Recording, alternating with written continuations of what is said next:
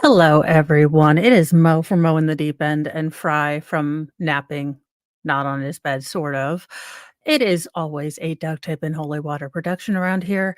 I do have, as promised, not yesterday, but today, I will be opening my Stream Deck and I will be attempting to learn how to use it, learnerate myself on how to use it. So, this will be a nightmare of epic proportions for me, but I am doing it along with Mount Saint Laundry that is, all around because, you know, my family continues to wear all the clothes. Good morning, Eris. Thank you for doing all the mod stuff. Welcome, Danny B. Glad we can, give you some stuff to listen to while you are doing all the kid drop off stuff because that is always important. Thank you for stopping by, BL Blazy, and I hope that the information worked out for you. Glad I could figure out how to do it. Sal, good morning. JKD Buck, good morning. And Kim, good morning. Oh, I am so sorry. I hope she gets to feeling better. I don't know what I have had or what I continue to have, but whatever is going around the creeping crud just stays with you for forever. And good morning, Bobby Baloney. Our first story today is actually kind of weird because I actually started watching Hunter Avalone.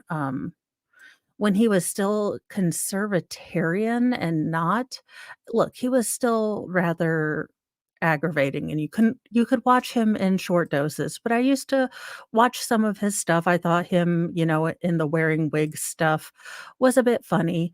You know, I may like people who wear wigs and make fun of people. Who knew? Good morning, Hey Joe and Chris Mullen. So, and then he kind of did a complete 180. I think I'm actually still subscribed to him. I just don't ever unsubscribe to people for look, I just don't have neither have the technical time nor the actual time to figure it out. So even after he changed a bunch of his stuff, I just don't watch, but I'm still subscribed. But I guess there was a bunch of drama. So let's get into the article. Sure, everyone has probably already seen the 167 bajillion videos about it, but I'll give you my take and you can take it to the bank for whatever it's worth. Video captures popular YouTubers. He's a niche person, but he does have more subscribers than me, so do what you do, sir. Stricken girlfriend moments after ex-boyfriend shoots her before unaliving himself. I do want to say at the beginning of this, regardless of my feelings about anyone involved, if you are with someone that is scary, if you are with someone that is threatening you, look, I've been there. Look, they have probably beaten you down. You probably don't feel like you can get away from them. You probably feel worthless. Look, you aren't. I know this is probably going to be the scariest thing you've ever done. You probably don't feel like you can do it, but you can. G- Safely make a plan, try to find a support system. There are websites, there are places you can go, reach out to someone. Uh, you know, please, please, please get out of that situation. It from someone who's been there, done that, it might be the scariest step you ever take, but I promise you, you can get out. So before I make any other comments, that is what I have to say about that. Harrowing video captures the moment right after popular YouTuber's girlfriend was shot in the leg by her abusive ex boyfriend in West Virginia on Friday. The sound of the gunman then fatally unaliving himself. YouTuber Hunter Avalone, known for debating with conservatives online. Yeah. And the other thing I want to put out there is Hunter has done this really big thing where he's started to attack the police and he's gone full freaking David Hogg, okay? So, you know, he's he attacks the police, and then as soon as he needs them, "Hello, police, I need your help." So, that's a big issue, but again, I'm glad the police were able to help him, so I'm not gonna dog on him too much. because this is not the time for that, but, uh, was at his Martinsburg apartment with gal pal Holly Peño, apparently that is her real name, a Twitch streamer, when her ex of 11 years showed up and shot through the door, striking Peño in the leg, the streamer wrote on Instagram. Avalon, who boasts more than 500,000 subscribers, began filming moments after Peño was shot. Also, as a YouTuber, I understand that this is kind of glass house, shouldn't throw stones, but maybe some incidents in life don't need to be filmed. I understand that we have the story now because he did film, but yes, absolutely. Men, I am talking to you too. Bad behavior from a woman is also not tolerable. If she is checking up on you, if she is, being abusive, I do believe that he did call 911. So yes. Hunter Avalon was fairly niche. He started off as a sort of Christian conservative, commenter, and, then actually got married to his wife, had 2 children. Then, for look, I didn't pay attention to him too much, I wasn't, like, a super fan, I would just sometimes watch his commentary, and then, randomly, about a year to a year and a half ago, he just, did a total flip around and went full Young Turks, like, completely Young Turks, and, uh like, went full David Hogg, started saying everything was a right-wing conspiracy. He was on, he was on Tim Pool and had a really poor showing because he hadn't researched any of his positions, and unfortunately, when you go and you change tacks or you change sides, and you have talking points, but you don't have any, background, you end up not looking very very smart, so he kind of got dogpiled, and he he just look, so he's now I will say for Holly, look, if you are in a v if you know a person is very scary, if you know they have access to weapons, if you know they have a hair trigger, I am not sure that posting your victim status and your struggles online for clout is a good idea. Again, I'm struggling here because I feel like I don't want to victim blame at any way.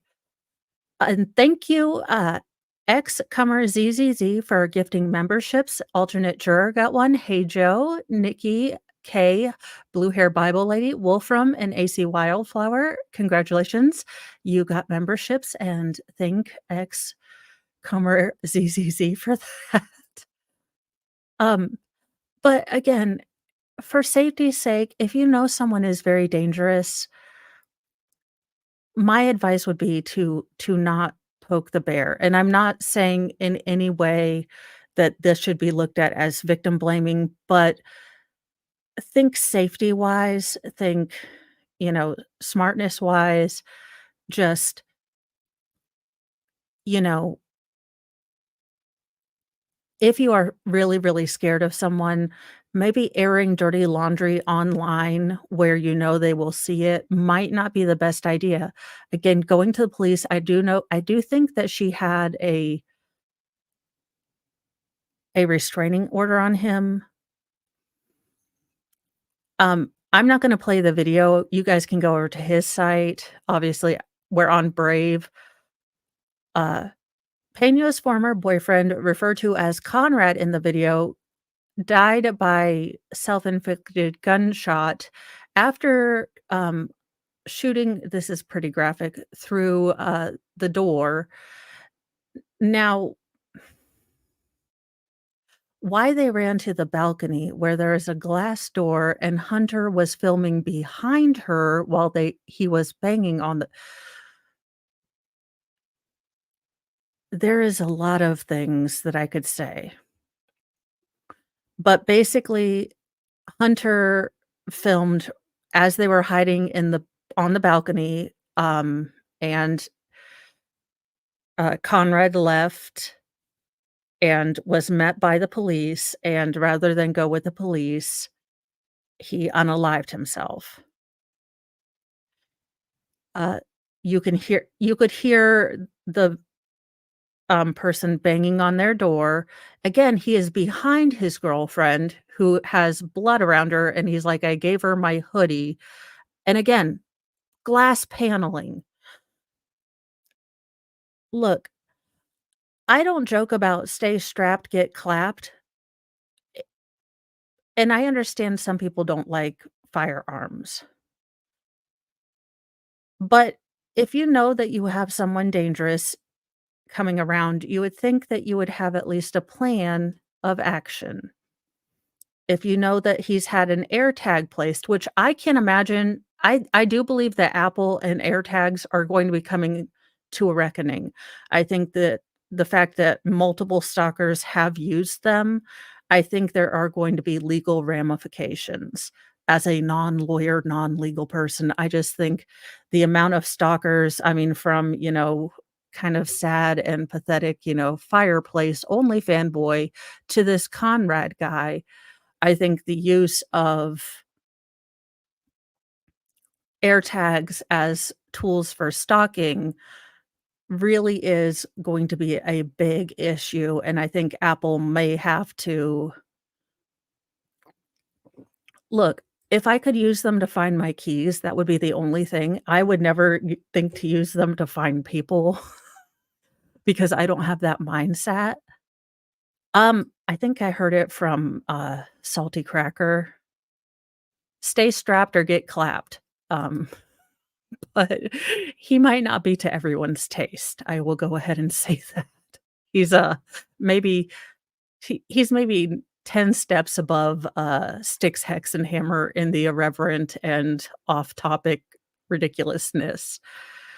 Um, so not only does Peña have to deal with the sort of trauma of alleged DV, alleged stalking, and I'm saying alleged just because, there hasn't been a full investigation.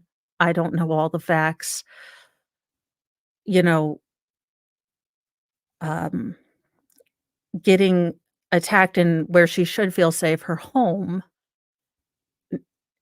she also has to deal with kind of the situation I found myself in where,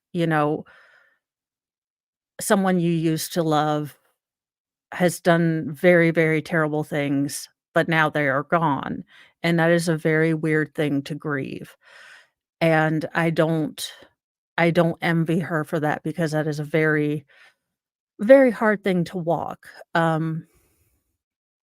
She even says, quote, "I feel so torn up inside. I loved him for 11 years despite the abuse, and he couldn't love me enough to let me leave."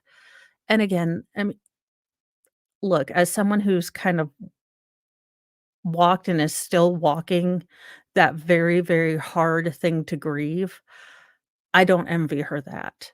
I really, really don't. Um, Look, this is a suck ball situation on all sides. What I will say is that hopefully, Hunter maybe shuts the hell up about the police just a little bit. And,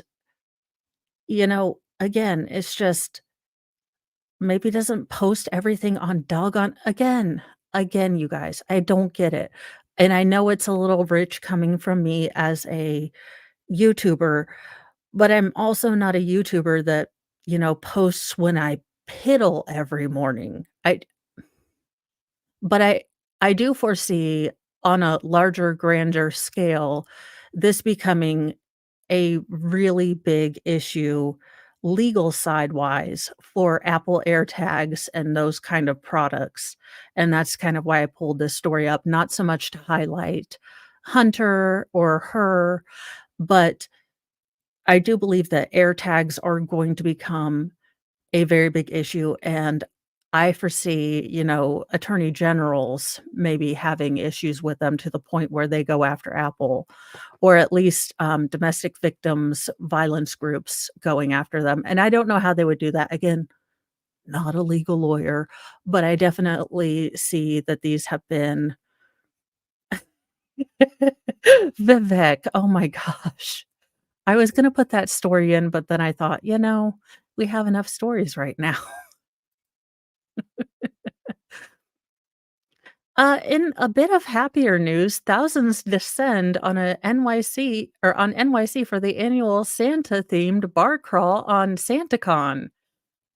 Oh, we have a mullet. We have mullet Santa. Yeah, that's kind of my thing. Now, to be fair, if they could just attach one to my keys and everything else that I lose, that would be awesome.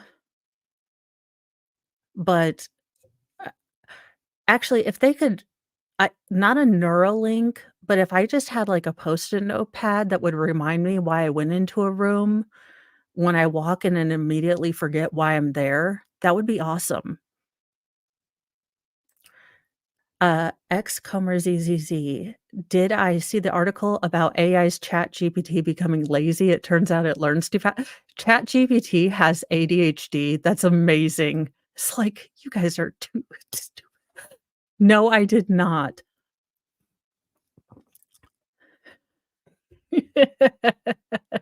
Yes, I do. I need that. I will have to look at that. Well, yeah, the intent was well, everything had good intention. Bobby Baloney, that was a conspiracy theorem. It's a slippery slope doesn't exist. That's a fallacy. Here comes Santa Claus again. Throngs of people dressed as jolly old Saint Nick descended on New York City for the annual SantaCon charity pub crawl on Saturday. The booze-fueled stroll includes no shortage of Grinches, elves, and other Christmas-themed costumes. Kicks off at 10 AM. Hell yes, I am going to dress up as Santa to start drinking at 10 AM on a Saturday and not be judged. It's for charity or officerness. I am not drunk in public just to be drinking. I'm helping charities, your honors. Uh, in bars and clubs in Midtown and Manhattan, revelers were expected to make their way downtown where festivities ended at 8 PM. Holy fazolies, I would be out around 10:45 because y'all, I water down my drinks so much, and I'm guessing in New York, I would feel required because I'm guessing their drinks are like 20 bucks a drink, and y'all know I'm a tight ass. So, if I'm paying $20 for a drink, it's 10:15 and I've had just a regular mimosa, and I'm like, I love you guys." Like, I don't like Christmas carols, but I will rock this Christmas tree, and I'm gonna dance with everyone. That's kinda how it would go. Organizers encourage participants to donate $15 to enter participating venues, which they said will go to charitable causes. So, similar Christmas themes, bacchanals were slated in cities across the US, Europe, and San Francisco, Cincinnati, London, Berlin, all on Saturday. As in years past, transit agencies hope to keep the revelry from causing too much chaos in the nation's busiest train system. Commuter rail lines from New Jersey and New York suburbs banned passengers from drinking on trains headed into Manhattan. Have y'all seen the subways? I don't think anyone bans anything on the subways, but I've never been to New York, so allegedly I don't know this. Maybe perhaps it all happens. Uh, the New York department also remind revelers that the city's open container laws prohibit consuming alcohol in the street, and that still applies. Quote, ensuring everyone has access to safe and orderly transit is the top priority. Also, we want to charge you more for it. So, welcome to $15 tolls to even visit Manhattan. For the love of all those Cheetos. The holiday season is a wonderful time of year, and we want everyone to get to their destination smoothly and on time while enjoying the festivities. Did I tell you that a couple years ago, because, I am slightly dyslexic, all of the kids' toys came from Satan and not Santa? Yep, that happened. Mr. Mo is like, did you read those?" In my defense, I was rapping until, like, 11 PM, which is late for me unless I've had a Monster Energy drink or something, and, yep, every present came from Satan. I'm a great mom. It's what I do. In sadder news, Anna Chickadee Cardwell, oldest daughter of Mama June Shannon, dead at 29. Quote, "She is no longer with us." Anna Chickadee Cardwell, the oldest daughter of reality TV star Mama June Shannon, has died. She was 29. This is really sad, and look, I may be addicted to a slow-moving train wreck, so did I watch Mama June's Hot or Not and Mama June's The Redemption Arc? Oh, hell yes, I did. So, I haven't watched this past season, so don't spoil nothing for me, y'all. But I do know that Mama June got, better. I do know that so, what is it she had passed away from? Cardwell, who appeared alongside her mom and sister Alana Honey Boo Boo Thompson in TLC's Toddler and Tiaras, and later Here Comes Honey Boo Boo, was diagnosed with stage 4 adrenal carcinoma in January and had been undergoing treatment at the time. So, I am glad that allegedly and on reality TV, and we all know how real reality TV is, about as real as, politics, C-SPAN, and, well, allegedly wrestling, the WWE, but I'm not gonna ruffle any feathers, okay? I do hope that June was able to get clean enough to be there for her daughter. Well, it was stage 4 carcinoma. I didn't figure she was going to last very long.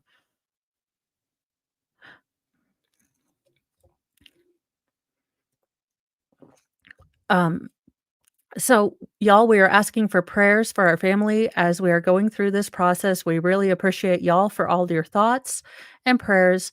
We will update y'all whenever we can. Just know that all of your thoughts and all of your prayers are very much appreciated during this time. Shannon wrote in her post, adding the hashtag cancer sucks. Shannon's 23-year-old daughter, Lauren Pumpkin, Efford, posted her mother's request on her Instagram story the same day, adding her own "Say a prayer for our family." Cardwell's doctors discovered the cancer in her lung, liver, kidney following a series of tests after she complained about experiencing abdominal pain, and she underwent her first round of chemo in March. Now, I know she does leave behind 2 daughters, so look, I know the family is a train wreck, but under all the train wreck and shenanigans and ridiculousness, it seems like at the heart of it and, the struggles that they've had, they really do love each other, and I hope that June is able to stay clean and that they can all really come together and help those little girls and help each other because with the holidays coming up, this is just a really sucky time to lose someone, and You know, even if they knew it was stage 4, they knew it wasn't much, you know, hope, it's still probably a real major blow. It's just a really hard time. A Hallmark movie with Honey Boo Boo, maybe a Lifetime movie. Good morning, Nandor's Man Bun, and This Way Up. So that is really sad. It does say that in late May, Cardwell, who is mom to 2 daughters, Caitlin Elizabeth, born in 2012, and Kylie Madison, born in 2015, enjoyed a special family moment when Caitlin celebrated her elementary school graduation, and that is really sweet that she was able to see that. Hopefully, she did have some really good time to spend with her daughters before, she had to go into hospice, and sometimes people can be very, very out of it. So, this is sad. I know the family's a look, the family was a hot mess, let's be real honest, but I hope that they can keep it together, and you could tell that they really loved each other under all the loud dysfunction and chaos and, oh my god, what the hell was that spaghetti and butter and ketchup thing? But, it it entertained me. Now, in "What the hell is wrong with kids today?" section of this news story, a high school basketball player who was benched during game for bad behavior and his brother are arrested for attacking coach, sheriff says.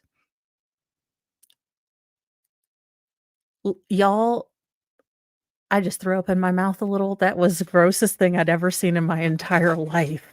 Oh my god, Bobby, thank you for reminding me. Well, help me stay off of carbs for, like, 5 minutes. A basketball player in Texas who was benched for bad behavior was arrested along with his brother for attacking the coach in the parking lot after the game. The attack happened on Tuesday about 9:52 p.m. The Montgomery Sheriff's Office was dispatched to Willis High School in about an assault that occurred in the parking lot, school authorities said in a news release. The victim, a coach for Willis ISD, suffered injuries to his head, neck, face, and arms. He was assaulted by several individuals, including a student identified as Jevin Allen, 17, who returned to the school with his family after a game between Willis and Conroe. Now, y'all, as the most non-athletic person ever, but who had tried to, do, like, soccer and that kinda thing, had I talked back to my coach or done any sort of attitude to my coach, uh, look, my coach would not have to have worried about me being in the parking lot because my mom would have snatched me up.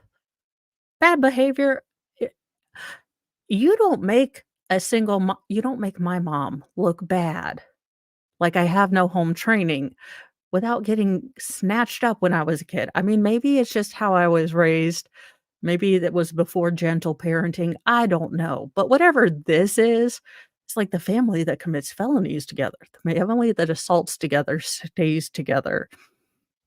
According to the coach, Allen was benched in the game due to his behavior toward the opposing team player, which, quote, infuriated Jevin and his family. Well, not like we should expect Jevin to behave like a good sportsman or anything. When he returned to Willis High School, he and his family waited in the parking lot. Good example, parents. Good example. Look, juvenile for the kids, felonies for the parents. I say they all just meet each other behind bars. It'll be like the real life example of those, y'all know those black and white pictures that you can take at like Dollywood where you can pretend that you're outlaws? They don't even have to pretend. You can just put all their mug shots in the Christmas family, letter that everyone fakes where we're like, "Sally's doing really well. Um, we're gonna be grandparents, and she's gonna be a sophomore." You know, that kinda thing. When the coach entered the parking lot, Allen and his family were there. They approached the victim and began a verbal confrontation. And then Allen punched the victim in the face, authorities said. That escalated quickly. And Allen's brother, Jarek Allen, they like the letter J, 22, also began assaulting the coach, officials said. Another coach who witnessed the assault and several bystanders broke up the fight and the suspects ran. Deputies reviewed video surveillance and interviewed witnesses who corroborated the victim's statements. Deputies found the suspects later and arrested them on charges of assault on a public servant. Maybe. I don't know. Is it do you think their bail bondsmen's, like, give them, like, "Look, so in total, it's 25K for all y'all's bail. Imma let you go with, like, give me over your Lexus, okay?"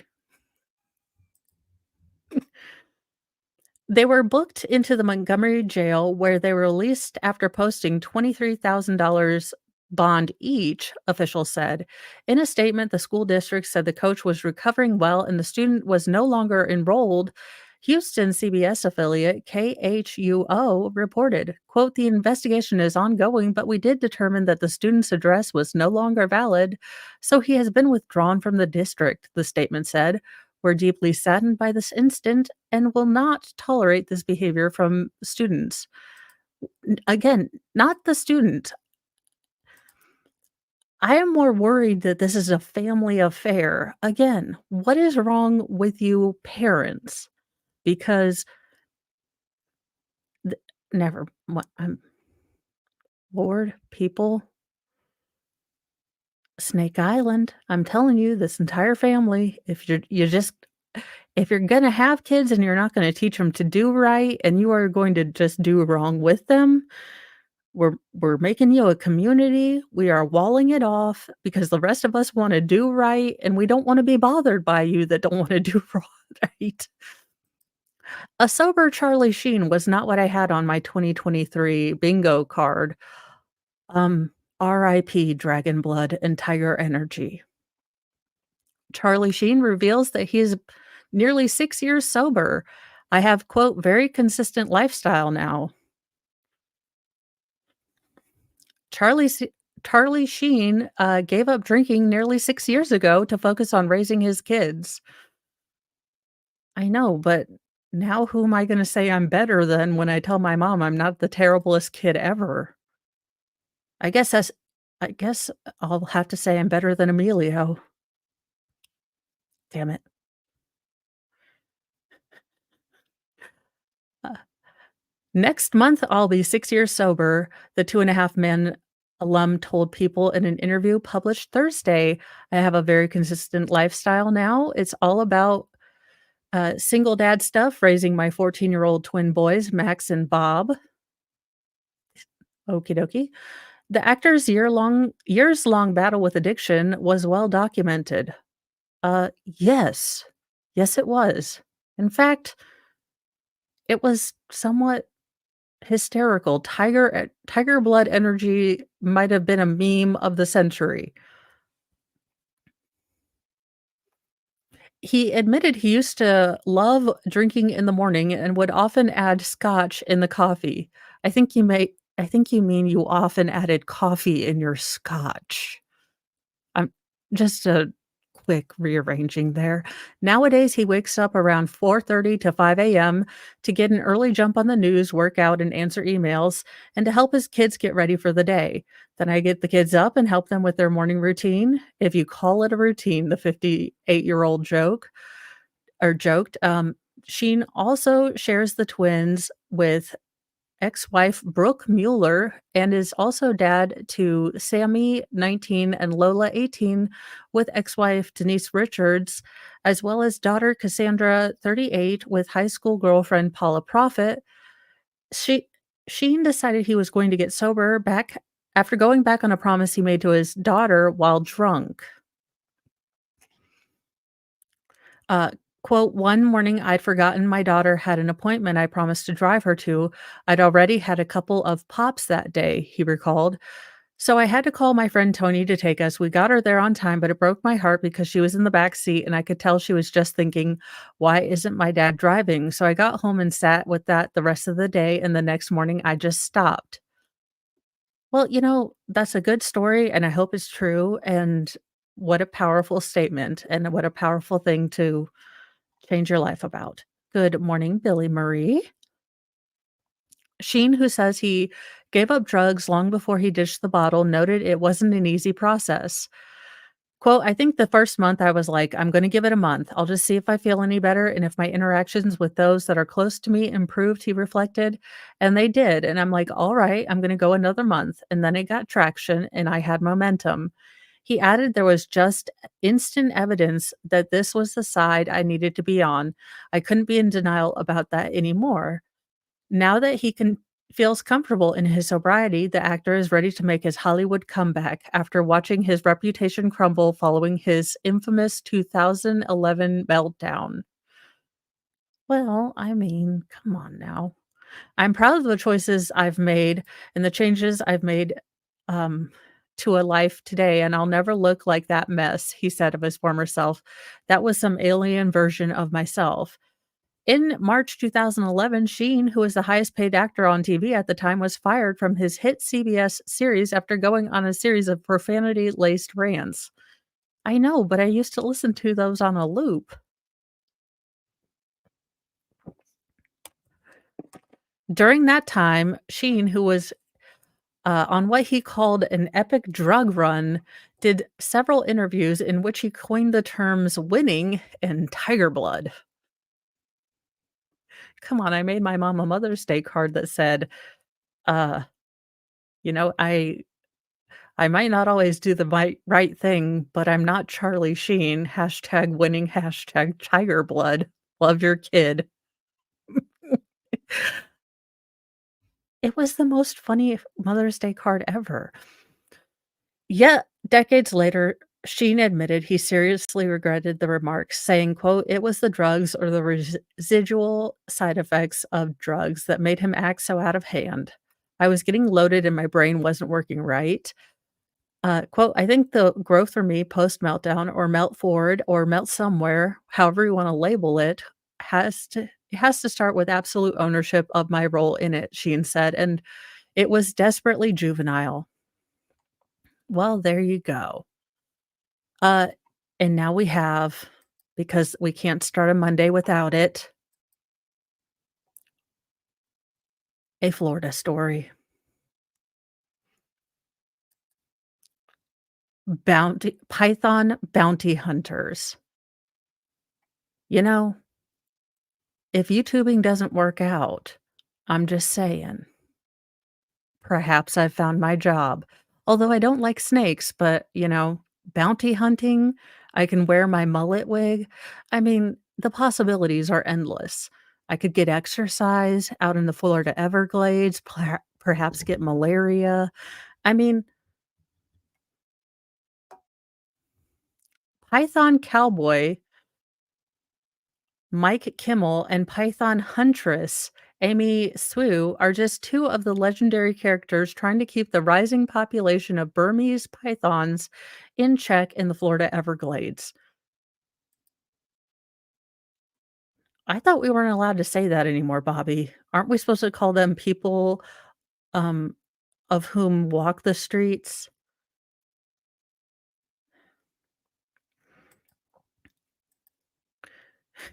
That sounds ooh. Well, I'm just thinking that, I could be persuaded. Uh, let's see.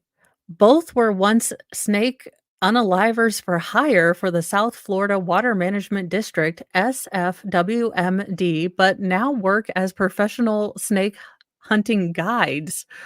What the actual It's a tourist thing. Oh my god, do people go on y'all, we have a field trip ready for us. We are gonna get cronked and go catch us some Burmese pythons. I can see nothing going wrong. Not one thing.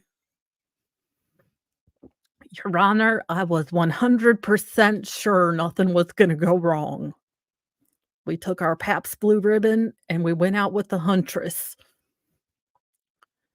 Sioux's biggest catch so far was a 17-foot, 3-inch monster that she unalived in July 2021. 2 years later, Kimmel slew a 16-foot-long female she was surprised to find over 60 eggs inside of her. Y'all?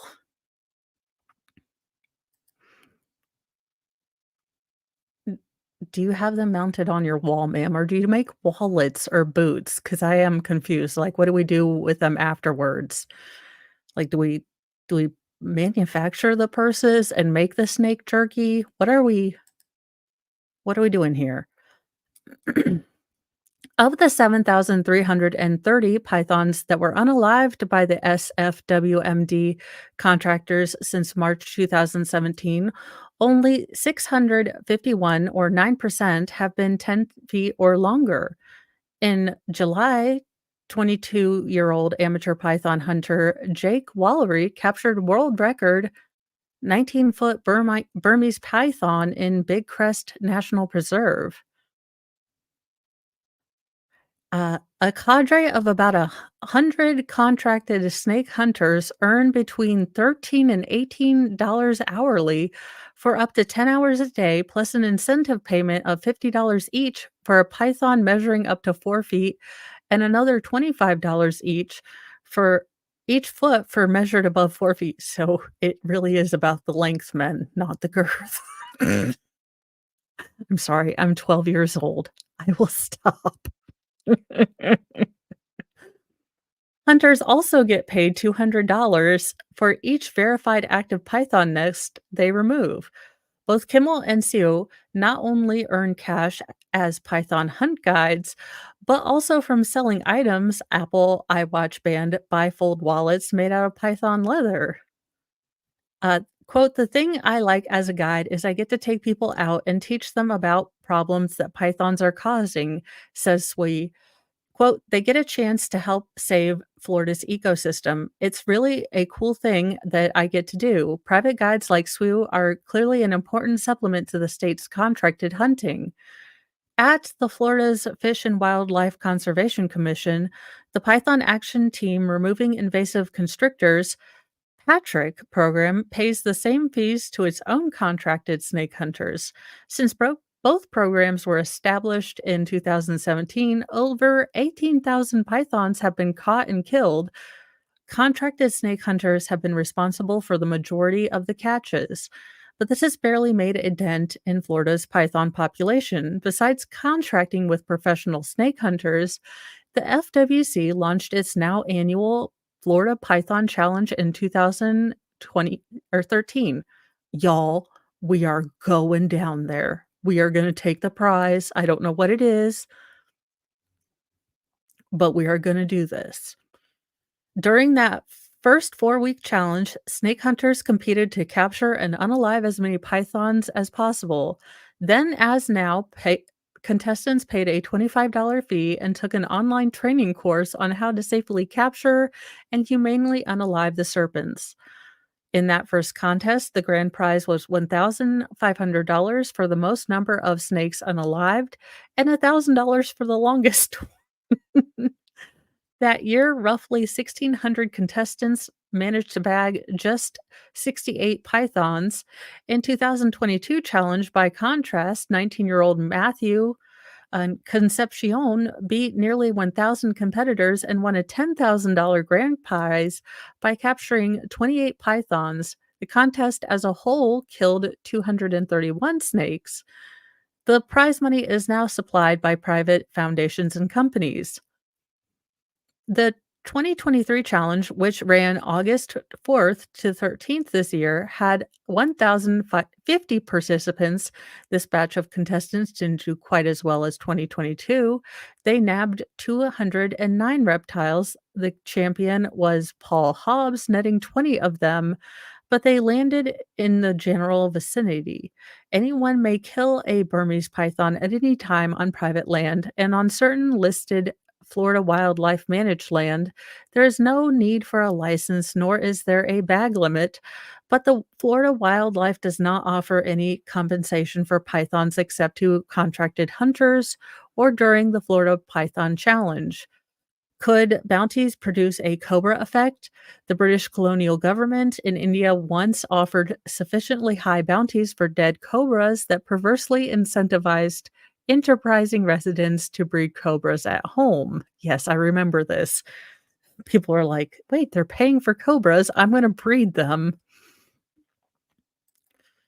This sounds like a wonderful idea. Dennis. I'm sure at the end of those, you get a fancy certificate, and we should be able to do this.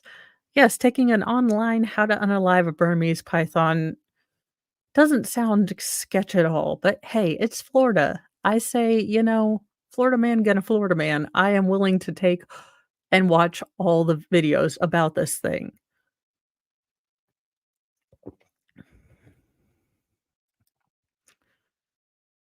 Uh, but such tales about illicit python ranching in Florida are unlikely to be true. For one thing, it costs $100 to $200 to feed a hatchling python enough for it to grow 4 to 5 feet in a year. Interesting. I did not know that. And python hunters would only get $50 to $70 for such a snake. Yeah, I mean, let's be honest. We just get the ATF down there and tell them they're dogs. The problem would be solved. It's a joke, ATF. It's a joke. Come on. We all know you wouldn't do that. They're not dogs. Uh, Burmese python were likely established in South Florida through accidental and intentional releases by pet owners who became overwhelmed with taking care of their 8 to 10 foot long reptiles. Quote, animal owners are generally advised to, quote, always have a second person present when handling or feeding pythons longer than 8 feet. It doesn't take long for a full grown Burmese python to overpower a person.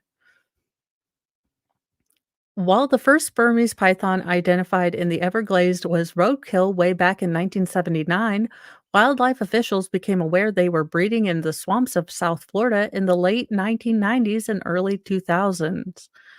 As apex predators, Burmese pythons are ambush hunters and they have ravaged mid-sized mammal populations in the Everglades.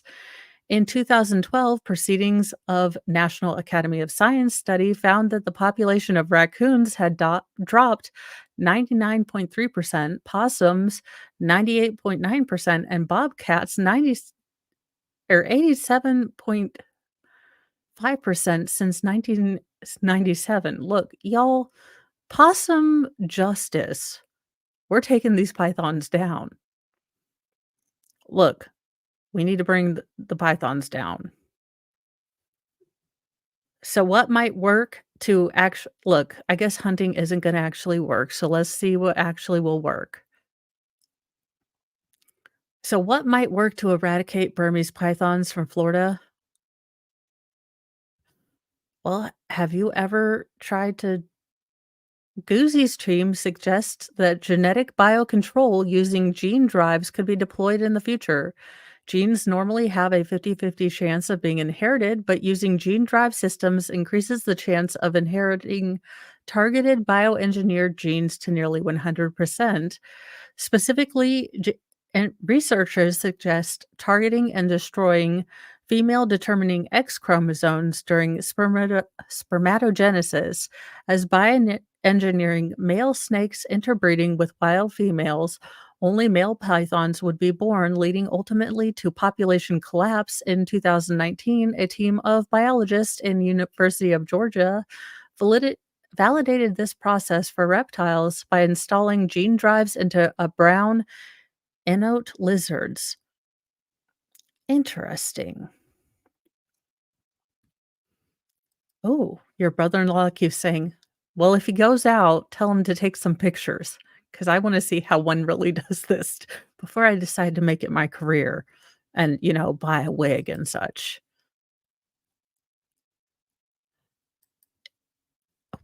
Thing. Okay, hiker pinned for hours under 6,000-pound plus boulder, California rescuers say. Well, I'm surprised PETA hasn't shown up and said, "Why are you killing all these snakes? It's so mean." A boulder pinned a hiker for 7 hours on a steep Inyo County hillside, California rescuers support. Researchers was the last one.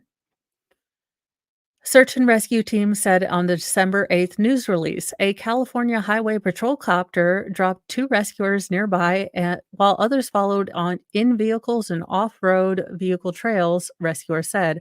Rescuers arrived after dark and used a series of ropes, pulleys, and leverage to move the boulder enough to extricate the injured hiker's leg, and the release said.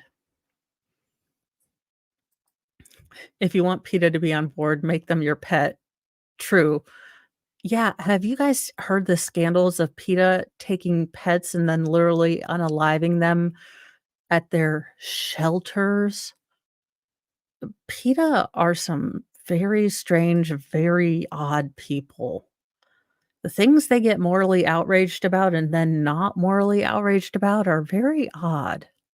Look, I'm a very weird people, but I don't tend to attack other people for their moral choices, so, you know, true, which is hard to do. Yeah. Very, very strange. Almost like the people who think that climate change can be beat by, throwing tomato canned soup at, Salvador Dali pictures. It's very odd, but, it's a strategy. It is a strategy. Fry, could you be any more out of the shot? Could you do that? He's like, "Yes, I could. I is really trying, mommy. I is trying for you." If you guys saw on the Discord, it was funny. Yesterday, Mr. Mo was trying to sit next to me because, God love him, I was sitting on the floor and I was doing some of my cross stitch because Fry and Loki are bestest friends sometimes, but when Loki sits on my lap, Fry gets a little jealous, and Loki likes to activate his murder mittens. So I'd had a really rough night, but my leg was feeling a little better until Fry and Loki decided to have this fight near my leg and scratched it and threw my leg into a total bad thing. So I'm sitting here with lidocaine patches just about all up my leg, and I'm sitting on the floor where I finally felt a little bit comfortable with 2 heating pads, and, Fryberto decided that, he needed to be our chaperone, and, just every time Mr. Mo would try to sit next to me, Fry would burrow his way in and put his butt in between us, so it wasn't a Bible width between us, it was a Fry butt between us, and I don't know what Fry has gotten into, but silent but deadly. I was like, "Holy Fry, what are you what?" So this has no bearing on this story at all, but I just thought you should know. There was a Fry, chaperone system.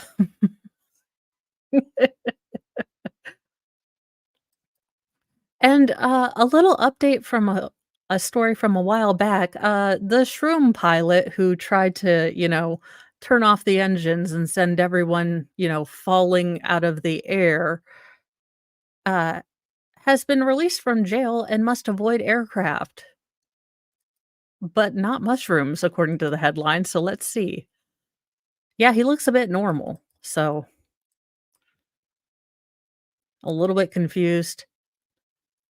Ex-Alaska Airlines pilot accused of trying to cut the engines of a passenger flight while off duty and riding in an extra seat in the cockpit was released from jail, uh, pending trial Thursday after an Oregon judge approved it with conditions that include keeping away from aircraft.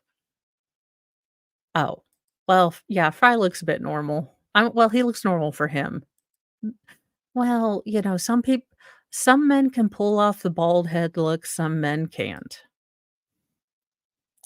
Monmouth County Circuit Court Judge Thomas Ryan made the decision as Joseph Emerson pled not guilty to reduced charges of reckless endangerment. He previously faced attempted murder charges. Yeah, 88 counts of attempted murder. Emerson of Pleasant Hill, California, also pled not guilty to a federal charge of interfering with a flight crew. The judge in that case also agreed that he could be released pending trial. Emerson, who was released from jail around 5 p.m., he and his wife, Sarah Stretch, shared a tearful embrace as he walked out. He declined to comment. Noah Horst, his lawyer, said the couple planned to drive home to California. The release condition include that Emerson undergo mental health services, stay away from drugs and alcohol, not come within 30 feet or 9 meters of any operatable aircraft. His bail was set at $50,000 and he had to post 10% of that or $5,000 to be released, Horst said. I guess someone lost their car or their airplane. Emerson's wife said she was happy her husband was coming home. Speaking to reporters through tears after the arraignment, she said she was also glad that this case raised awareness about pilot mental health. Ma'am, your husband ate a bag of shrooms. I mean, I understand he was sleep deprived and everything else, but he also ate a bag of shrooms, allegedly, according to him, and tried to, just cut off the engines as you do mid-flight, you know, nearly taking everyone down with him. So while I am glad your husband is going to go home and he didn't mean it, he still, did try to take the plane down. So limited sympathy for you, ma'am. I'm not trying to downplay your sadness or your happiness, and I'm definitely, on board with letting pilots sleep because I don't want, a narco-sleepy, stressed out captain, flying my airplane. But your husband ate an entire like, he went full on Super Troopers, like, ate a bag of weed, ate a bag of shrooms, allegedly, was licking the window and tasting the snozberries, okay? I need you to understand where maybe just a little bit he might could need to take some responsibility for this. He's not maybe a victim of circumstance. I think we need the whiteboard of truth because this might need to be a concept of realitation.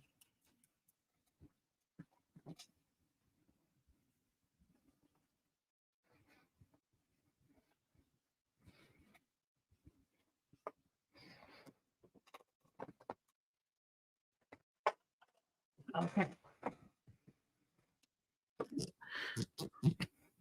Gonna have to clean this off today. But here's your husband. He's got a cute little pilot's hat. Pretend I can draw. And here is a bag of mushrooms or whatever. Now, here is a mouth hole. See, here's a little mouth.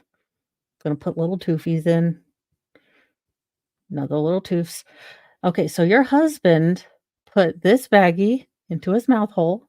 Now, airplane. Gonna pretend I can draw again on the fly. All right.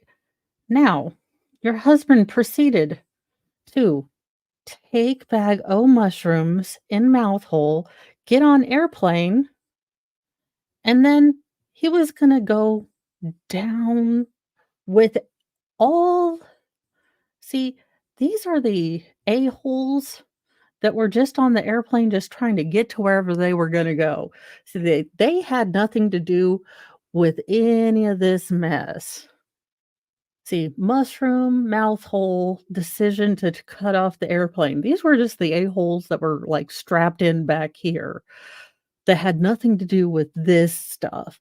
So, yeah, no, your husband's still responsible for the love of all that is Cheetos, ma'am. It's not like someone I mean, unless Jody's ninjas came in and completely forced those mushrooms down his mouth hole, I'm gonna need you and him to take a little bit of responsibility. Well, yeah. Look, once I get an editor, we'll be able to make really cool pictures and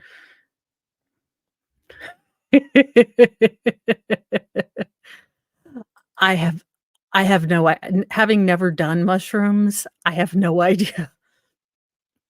Emerson, let's see. Okay.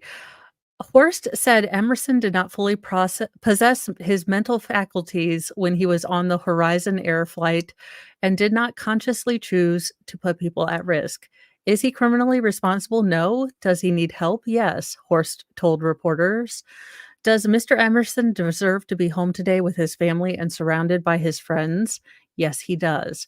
Emerson is accused of trying to cut the engines of Horizon Air flight from Everett, Washington to San Francisco on October 22nd while riding in the cockpit as an off-duty pilot. He was subdued by the flight crew and the plane was diverted to Portland, Oregon, where it landed safely with more than 80 people on board. According to charging documents, Emerson told Port of Portland police following his arrest that he was struggling with depression and that his friend had recently died, and he had taken psychedelic mushrooms about 48 hours before he attempted to cut the engines. Also, that he had not slept in more than 40 hours, which I think if you now this is allegedly, and this is something that I heard on Disenchantment from Lucy the Demon. So, again, take this with all the grains of salt, but I've heard if you stay up more than 30 hours, you can be considered legally, you know, not sane because the lack of sleep does start to affect you mentally.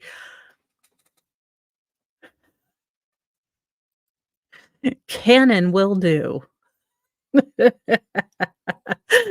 I wish Indiana wasn't such a buzzkill.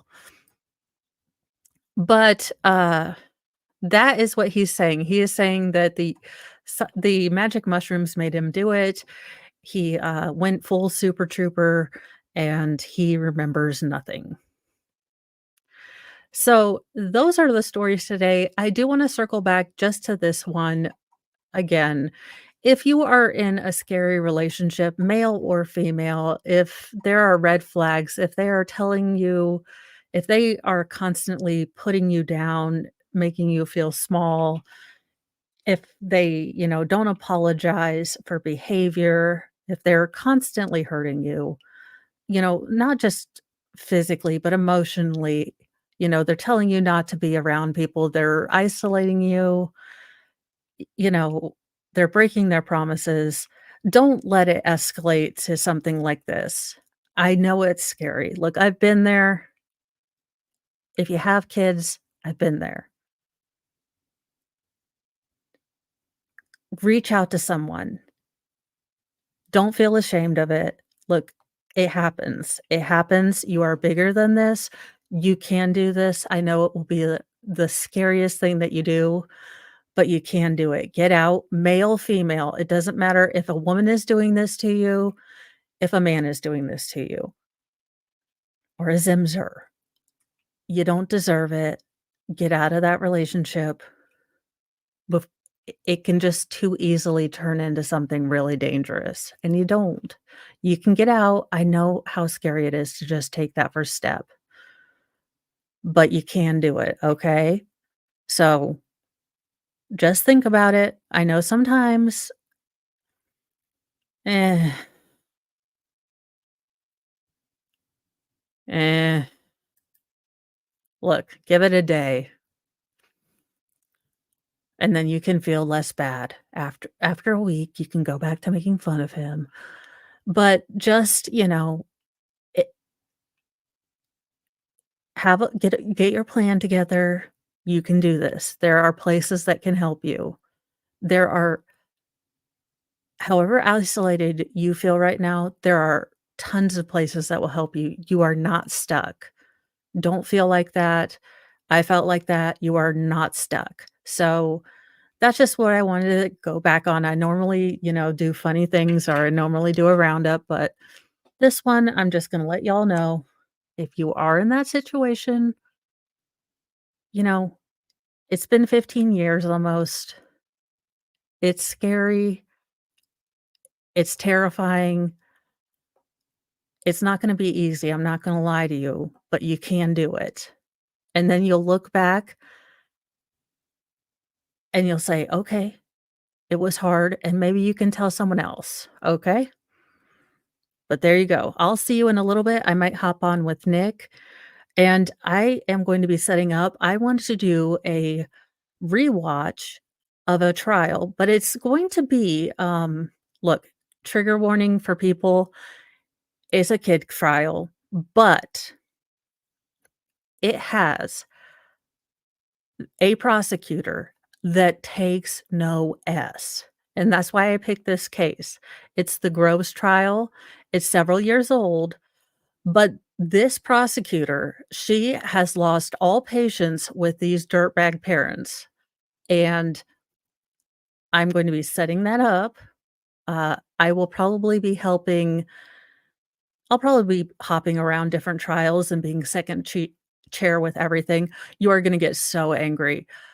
But look, this is one of those trials where the prosecutor gets so angry, and I've also figured out my own spin on Baker's thing. I just need to get red string and a cork board and a couple other things, but we will figure out how we are going to do our own twist on Baker's wall of fame, and not wall of shame, but I need to get all the supplies together because, all the squirrels in my brain sometimes